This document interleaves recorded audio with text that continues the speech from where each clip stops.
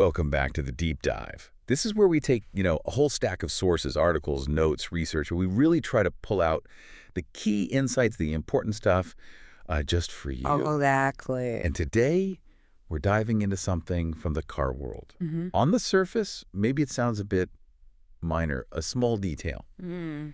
But trust me, this little detail, it actually opens up this huge conversation. We're talking manufacturing, quality control, and really how it all affects safety for all of us. Right. So, yeah, let's unpack this. And that's really our mission here, isn't it, with this deep dive? Because what looks like a small recall, maybe just an inconvenience, it often gives you this almost microscopic view into these massive, incredibly complex industrial systems. Like peeling back layers. Exactly. We'll be sifting through quite a few layers today, starting really specific with a particular part on a car. Then we'll zoom out, look at, broader industry trends. And finally, kind of examine that intricate dance between the big automakers, like Ford and Lincoln in this case, and their huge networks of suppliers. The goal isn't just telling you what happened. No. We want to shed light on why it matters, give you that context so you can be, truly well-informed. That's the core of it. This isn't just skimming the surface. It's a deep dive tailored for you, our listener.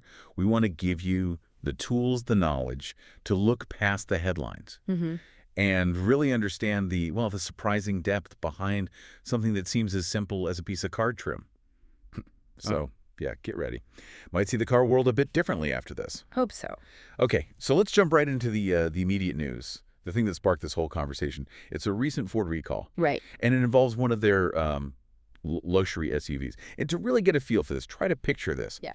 You're driving, maybe highway speeds, sunny day, whatever. You glance in the mirror and you see a piece of trim, plastic trim, just coming loose from the car next to you. Or maybe even your car. Oh, wow. Yeah, that's not good. Not good at all. It's peeling up, maybe fluttering in the wind, and then maybe it tumbles onto the road, or worse, flies off towards another car. Yeah, that's the real worry. Exactly. That's the immediate kind of unsettling picture this recall paints. And this is where it gets, really interesting, because the effects, they ripple outwards. So the vehicle we're talking about here is the Lincoln Aviator SUV. Okay, the Aviator. Yeah. And it's not just, one specific batch from one year. This recall actually covers a pretty wide range model, years 2020, all the way through 2025. Wow, 2020 to 2025, that's a long span. It is. And the number of vehicles potentially affected, it's over 130,000. The specific number is 132,914 Aviators. That's a significant number of SUVs. Huge number. Now, what's the actual problem? It's this piece of sleek black plastic trim. It's attached to the rear door, right where it meets the C-pillar. Right, the C-pillar. That's the post behind the back doors framing the rear window area. Exactly that. And this trim piece, it could, and apparently in some cases already has peeled up or just completely detached from the car while it's moving. While driving. Yeah. And the direct risk, it's pretty obvious. This chunk of plastic, even if it's not super heavy, becomes a potential hazard on the road. Absolutely. Yeah. For other drivers, maybe motorcyclists, cyclists. Yeah, exactly. At highway speeds, even something relatively light can cause damage or, cause someone to swerve. It's a risk to other motorists. Definitely not just cosmetic then. Yeah, not at all. Now, tracing the root cause, this is where we start peeling back those layers we talked about. It really goes to the heart of the modern car supply chain. Okay. This specific issue with the Aviator trim, they've traced it back to a part made by a company called Cooper Standard Automotive. Cooper Standard. Okay, I know the name. They're a big player, right? A Tier 1 supplier. Exactly. Our source identifies them as one of Ford's Tier 1 suppliers. So they make parts and supply them directly to Ford for the assembly line. A really critical link. And this specific problematic trim piece, the C-pillar applique, it was made at a Cooper Standard facility down in Aguascalientes, Mexico. Ah, Aguascalientes. Yeah, a major hub for auto manufacturing. Lots of suppliers there. Right. Now, here's the crucial bit understanding why it failed. It wasn't apparently a bad design. Okay, so the part itself was designed okay. Seems so. The way it was supposed to attach was fine, too. The failure was in the manufacturing process. Ah, okay. How it was actually made. Exactly. What they found was that inadequate pressure was used during the manufacturing process. Basically, when the adhesive backing was being applied or secured to the trim piece itself. So not enough force to get a good bond with the adhesive. Precisely. Think of it like not pressing a sticker down firmly enough. It might stick for a while. Right. Initially, it looks okay. Yeah. But then, add wind, rain, hot, cold, vibrations from driving. Mm. That weak bond just gives way. And eventually it lifts, peels, detaches. And detaches. A seemingly small slip-up in probably a highly automated process, right? Yeah. But with big consequences. Yeah. And the timeline for this, when were these parts being made? Good question. It seems this specific manufacturing issue started with parts entering production late in 2018. Late 2018, wow. And it wasn't corrected, or the faulty parts weren't taken out of production until May of this year. May 2025, so that's over 5 years of potentially problematic parts being produced. Yeah, a really long window. And that's when Ford apparently discovered the specific issue, which, triggered the whole recall process and the notification to NHTSA. NHTSA, right, the National Highway Traffic Safety Administration. They oversee all this. They do.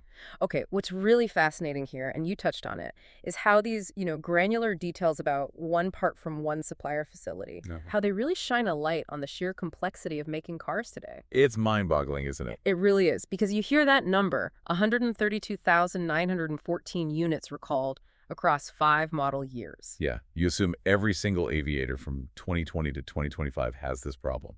Exactly, but that's actually not the case.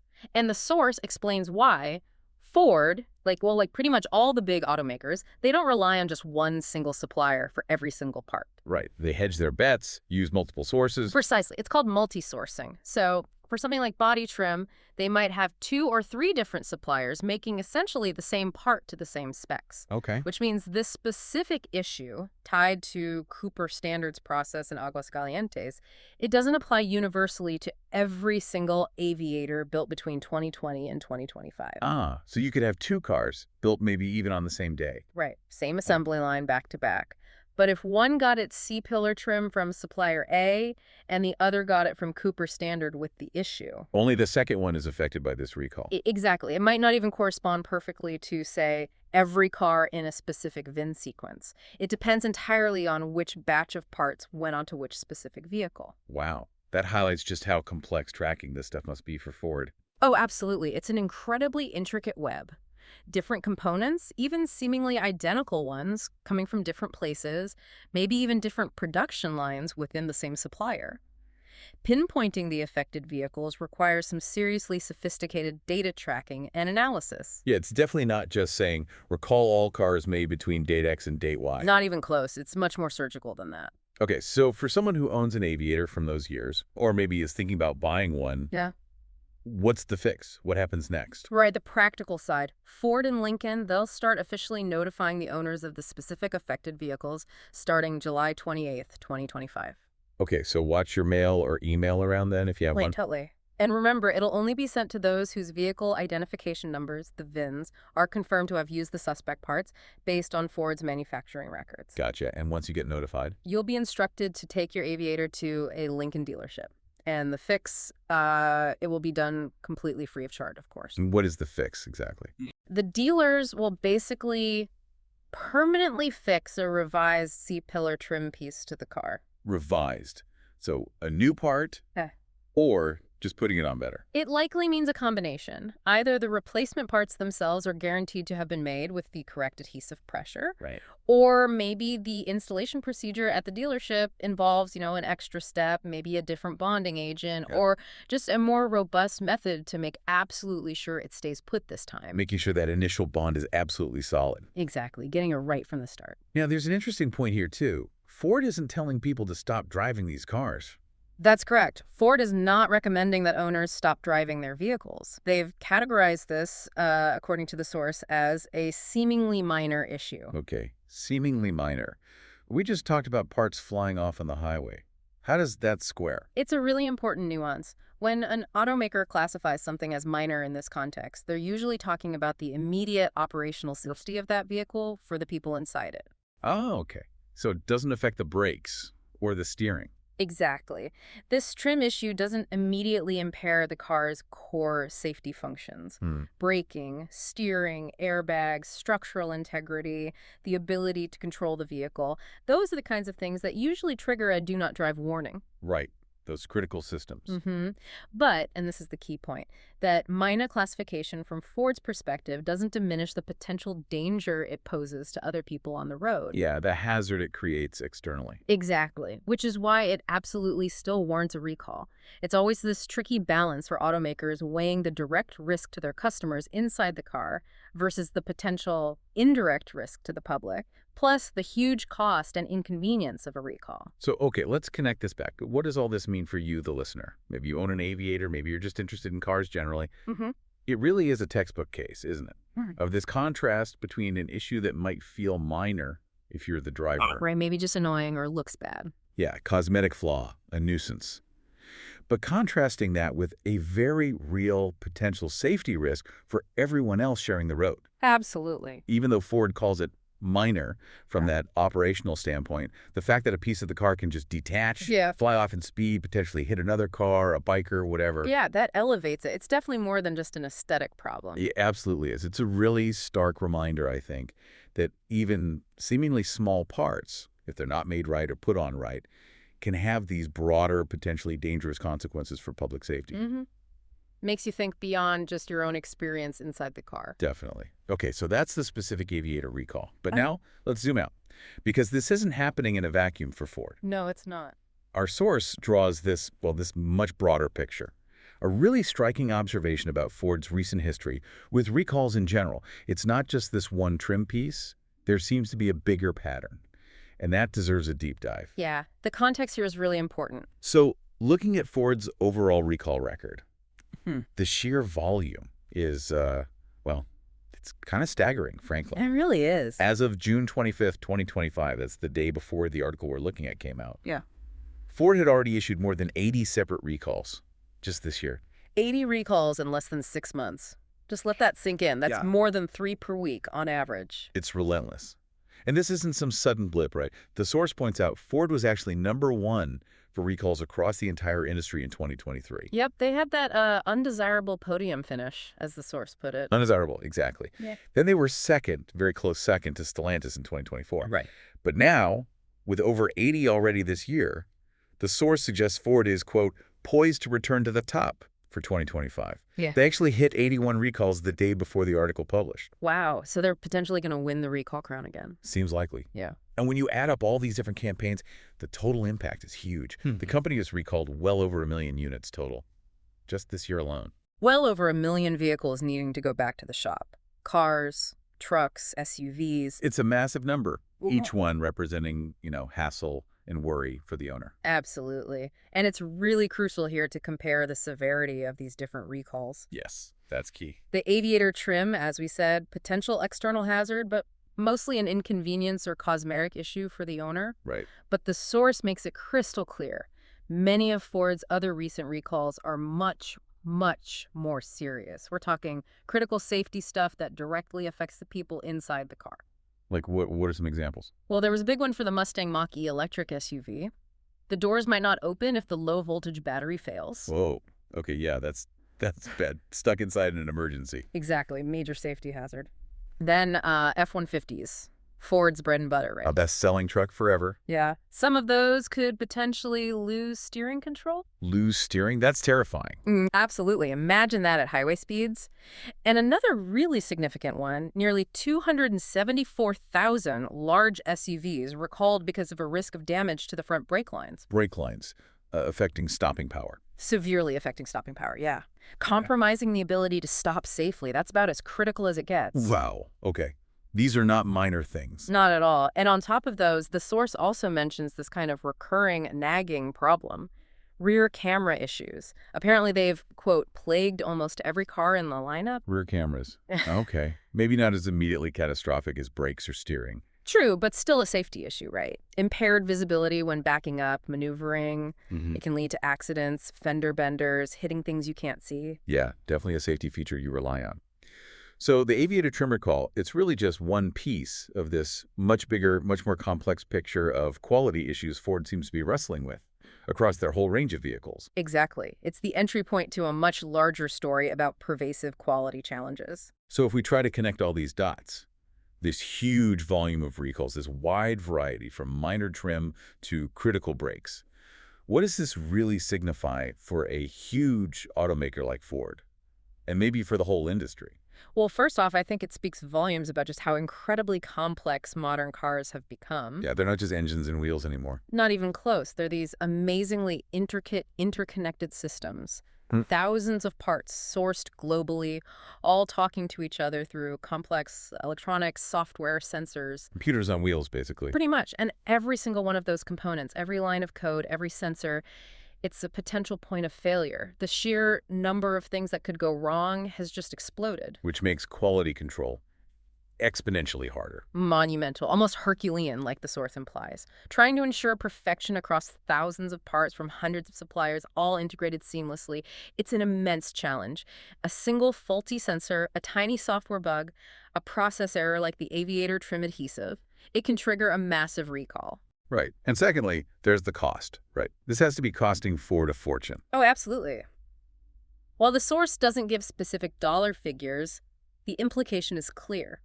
These recalls are incredibly expensive. You've got the cost of figuring out who's affected. Yep, the data analysis. Yeah. Then notifying all those owners, manufacturing and shipping millions of replacement parts all over the world. Paying the dealers for the labor to actually do the repairs. Right. The direct costs easily run into the hundreds of millions, maybe even billions, annually when the numbers are this high. Billions. Wow. Potentially, yeah.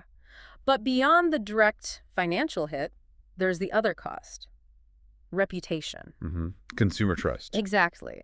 When a brand is consistently at the top of the recall charts year after year, it inevitably starts to erode public perception. People start questioning the quality, the reliability, the safety. Yeah, it damages the brand. It could affect sales, resale value. All of that. It creates this trust deficit that's incredibly difficult and expensive to rebuild. It takes years of consistent improvement to win that back.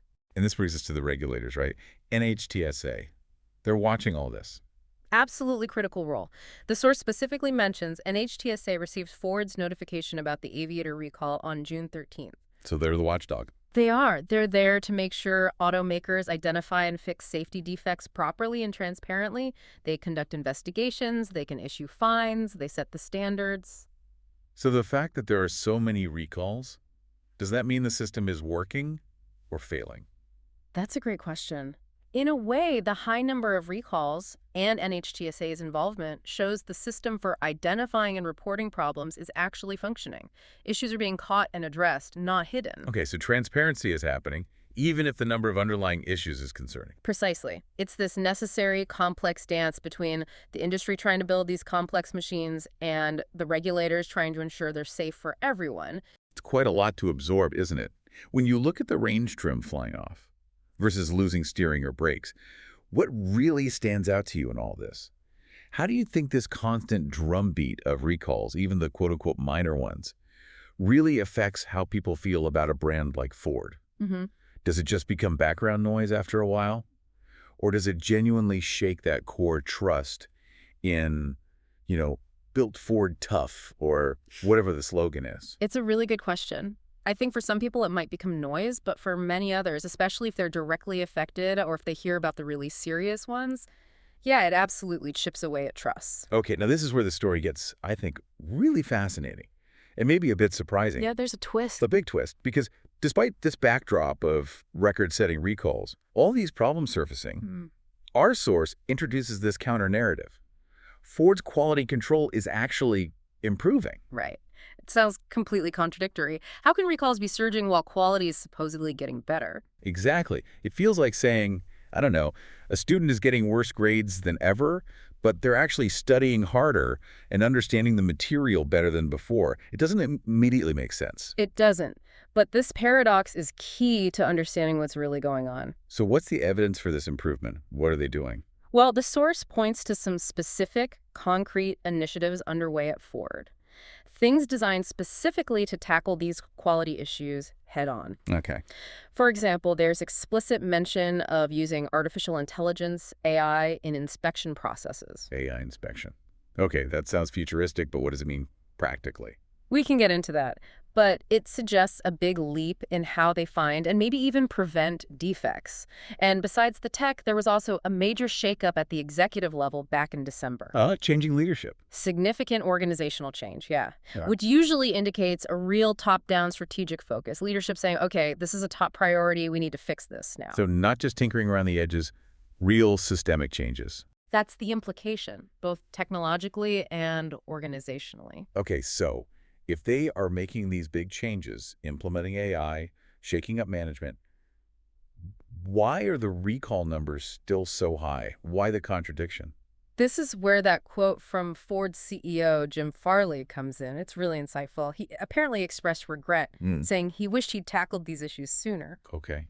Acknowledging the problem. Yes, and he used that very evocative phrase, "So many chickens have come home to roost." Chickens coming home to roost. Right. Like past actions having consequences now. Exactly. That phrase perfectly explains the apparent contradiction. It implies that a lot, maybe most, of the vehicles being recalled now. The ones driving up those 80-plus recalls this year. Right. Those vehicles were actually built before these new quality initiatives. The AI, the management focus really took hold and started making a difference on the assembly line. Ah, okay. So the recalls we're seeing today are reflecting past problems. Precisely. They're the ghosts of past production practices, past engineering decisions, maybe quality standards that weren't robust enough. Those issues were built into cars made, 2, 3, 5 years ago. And now, as those cars get older, get more miles on them, those latent defects are starting to show up. Exactly. They're surfacing now. This is what we call the lag effect in quality control and The manufacturing. lag effect. Okay, explain that a bit more. Sure. Improvements you make today in how you design a part or how you assemble a car or how you inspect it, they don't magically fix the cars already out on the road. Right, obviously. And they don't even immediately show up as fewer problems in new cars. There is a significant time lag, often years, Yeah. before those improvements fully translate into fewer defects and consequently fewer recalls down the line. Why such a long lag? Well, think about it. Implementing something like AI inspection isn't flipping a switch. You have to develop the algorithms, install the hardware, train the system, integrate it into the production flow.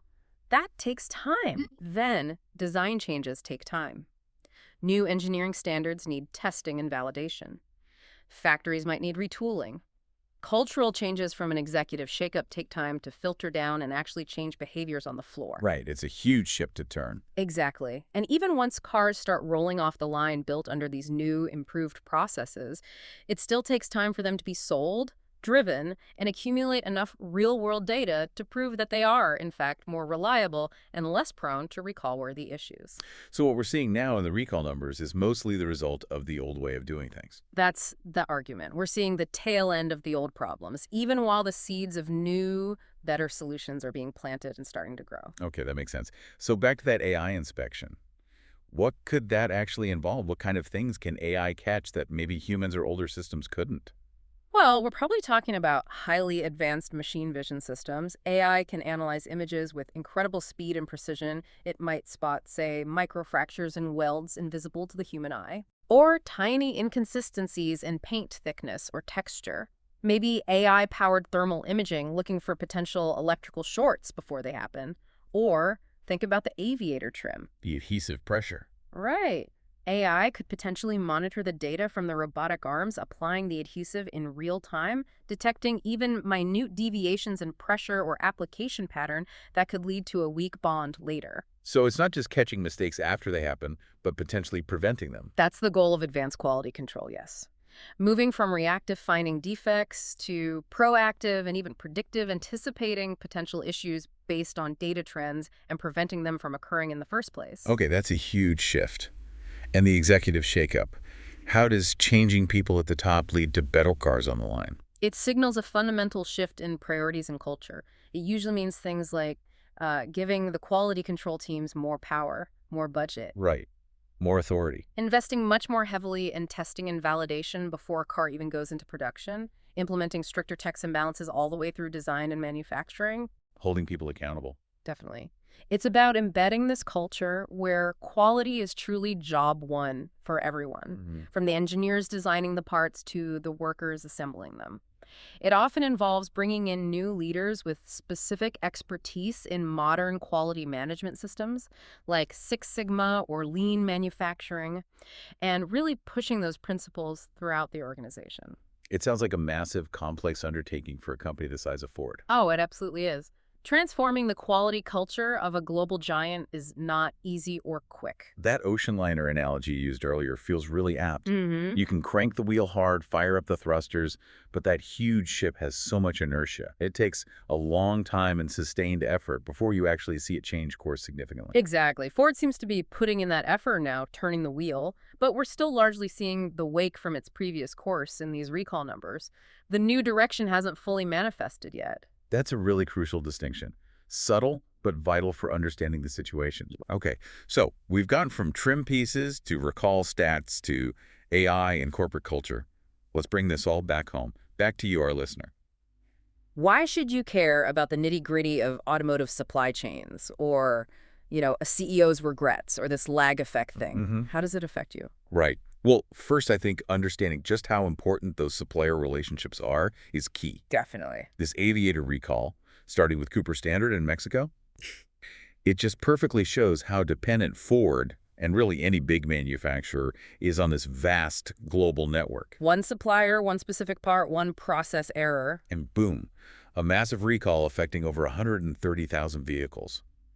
It shows how a problem in one small corner of that network can have huge ripple effects. It really underscores the interconnectedness and maybe the vulnerability of modern manufacturing. It's not just one company building a car, it's an ecosystem. Totally. Imagine if that supplier had the same issue with parts they sent to, say, GM or Toyota too. The complexity explodes. Yeah, huge potential for disruption from a single point of failure. Second, I think this whole deep dive really changes how you look at recalls themselves, doesn't it? Hopefully, yeah. While they're annoying, maybe worrying, Yeah. they're actually a sign that the safety system is working, in a way. Right. It means problems are being found, reported, and hopefully fixed. It's transparency and accountability in action, even if the numbers seem bad. Yeah, sweeping it under the rug would be far worse in the long run. So high recall numbers aren't just a sign of bad quality, they can also be a sign of active vigilance and remediation. It's a complex signal for sure. And finally, this understanding should help you make more informed decisions, right? Whether you're buying a car or just thinking about the one you have. How so? Well, knowing about the lag effect, the supplier issues, the difference between minor and major recalls, it might make you less likely to just react to a scary headline. Mm-hmm. Look deeper. Yeah. Ask what kind of recall is it? Is it trim or is it brakes? Understand the context. Maybe you appreciate the huge challenge these companies face building these incredibly complex machines and the efforts they're making to improve, even if the results aren't immediate. It's about moving beyond the surface numbers to understand the dynamics underneath, being truly informed. Exactly. And if we connect that to the bigger picture, thinking critically, this nuanced view is so important today with information flying at us constantly. Yeah. First, it helps you apply that idea of a spectrum of risk we talked about. Not all recalls are emergencies demanding you park the car immediately. Right. Distinguish the Aviator trim from the F-150 steering. Precisely. Knowing that difference helps you manage concern, avoid unnecessary panic, and prioritize what actually needs immediate attention versus what's an inconvenience to get fixed at the next service. Less information overload. Exactly. And second, it really encourages you, hopefully, to look beyond just the raw recall numbers. Don't just stop at Ford issued 80 recalls. Yeah. Ask why. What are the root causes? And maybe more importantly, what's the company doing about it? Are they just putting out fires, or are they fundamentally changing how they operate to prevent fires in the future? Right. And the CEO comments, the AI, the shakeup, they suggest Ford is trying to do the latter, trying for systemic change. It suggests that, yes, that deeper understanding, looking at the problem and the response, is what being truly well-informed is all about. It's assessing not just the current state, but the trajectory. Are they trying to genuinely improve? Absolutely. It's about understanding the nuances, the context, not just the headlines. Looking for the why behind the what. Always. Well said. So that just about wraps up this deep dive.